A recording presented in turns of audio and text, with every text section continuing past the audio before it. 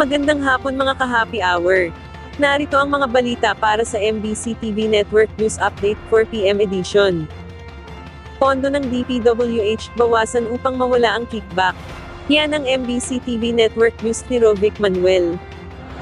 Hiniling ni Batangas 1st District Congressman Leandro Leviste sa Department of Public Works and Highways o DPWH na tapyasan ang pondo nito upang wala ng pagkuhanan ng SOP o kickback ang mga opisyal nito. Ito kasi aniya ang pinagmumulan ng korupsyon sa DPWH dahil ang mga presyong lampas sa market value ang nagbubukas ng pinto para makakulimbat ng kickback. Sa eksklusibong panayam ng DZRH kay Congressman Leviste, sinabi nitong average of 25% ang nais nitong ipababa sa pondo ng mga proyekto sa 2026 budget kung saan mas makatitipid tayo ng nasa 150 billion pesos mula sa mahigit 600 billion pesos na proposed budget. At kung ibaba natin ng average of 25% ay safe naman na pwede mong magawa pa ang mga proyektong ito ng magandang kalidad basta walang SOP. Maaari ang gamitin ang natitipid na ito upang pondohan ang nasa 60,000 na silid-aralan sa buong Pilipinas.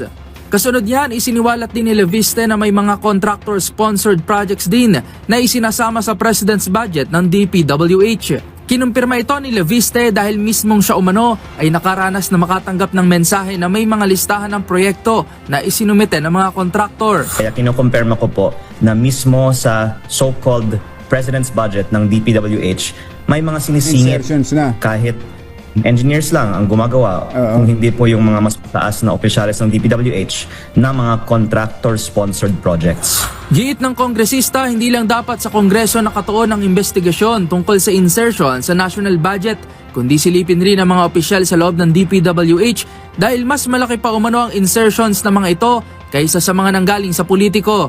Dagdag pa nito, pagtatapyas ng pondo at maiging pagbabantay sa DPWH officials para hindi na makakickback ang mga opisyal at mas magamit ang pondo ng tama.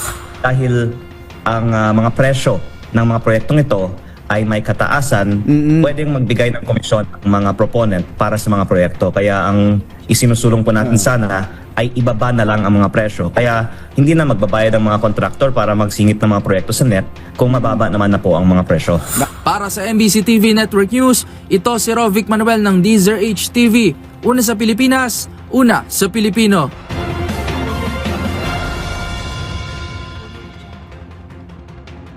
Sa iba pang balita, PNP naka-full alert sa Davao at Caraga kaugnay sa pagtama ng magnitude 7.4 na lindol. Todo alerto ngayon ang Philippine National Police partikular na sa bahagi ng Mindanao kasunod ng pagtama ng magnitude 7.4 na lindol sa Davao Oriental ngayong araw. Sa pulong balitaan ng PNP sa Campo Crame ngayong araw, sinabi ni PNP Public Information Office Chief Police Brigadier General Randolph Tuanyo, agad pinakilos ang mga pulis sa rehiyon ng Davao at Caraga, layo nito na tiyakin ang agarang pagtugon gayon din ang latag ng seguridad sa mga apektadong lugar ng lindol. Batay sa ulat ng Police Regional Office 13 o Caraga, pansamantalang hindi madaanan ang Magsaysay Bridge sa Butuan City dahil sa pinsala dulot ng pagyanig at may naitala rin ng ilang power interruption doon. Samantala, sa ulat naman ng Police Regional Office 11, may pinsala sa Panabo City Police Station matapos masira ang water tank ng himpilan, habang nasira rin ang perimeter fence ng Talaingod Municipal Police Station sa Davao del Norte. Patuloy ang assessment ng mga local police unit sa sitwasyon ng kalsada, komunikasyon, at kaligtasan ng mga residente.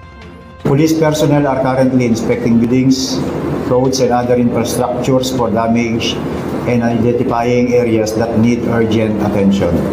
The PNP is working closely with the provincial and city disaster risk reduction and management offices to support disaster response and provide assistance to those in need. At yan ang mga balita para sa MBC TV Network News Update 4 PM edition. Abangan ang mga susunod na balitaan mamaya para sa 5 PM edition.